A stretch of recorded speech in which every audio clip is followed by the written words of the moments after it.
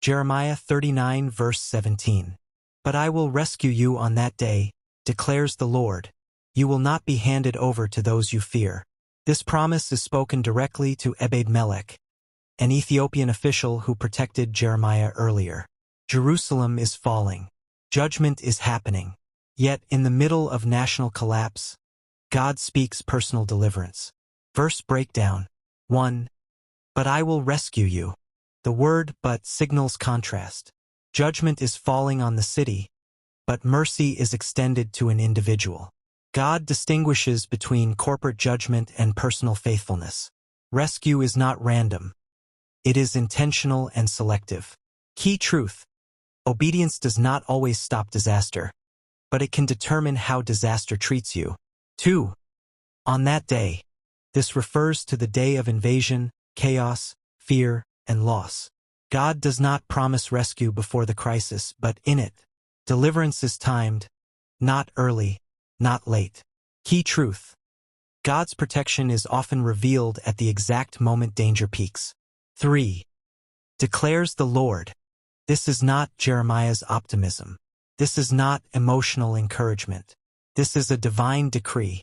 Once God declares it, circumstances no longer have the final word. Key truth. What God declares overrides what enemies plan. 4. You will not be handed over. Others will fall. Others will be captured. Others will be destroyed. You will be exempt. This is not favoritism, it is reward for reverence. Key truth. Faithfulness creates divine exemptions. 5. To those you fear. God acknowledges Ebed-Melech's fear. Fear does not disqualify him. God does not shame him for being afraid. He rescues him from what he fears. Key truth. God delivers faithful people even when they are afraid. Sermon. Rescued in the day of collapse. Introduction. Jeremiah 39 records the darkest hour of Jerusalem. Walls breached, leaders fleeing, people captured. It is a chapter of judgment. Yet hidden inside this chapter is one verse of hope. God pauses history to speak to one man. When everything is falling apart, God still knows your name. Point 1. Faithfulness is not forgotten. Ebed-Melech was not a prophet. He was not a priest. He was a foreigner.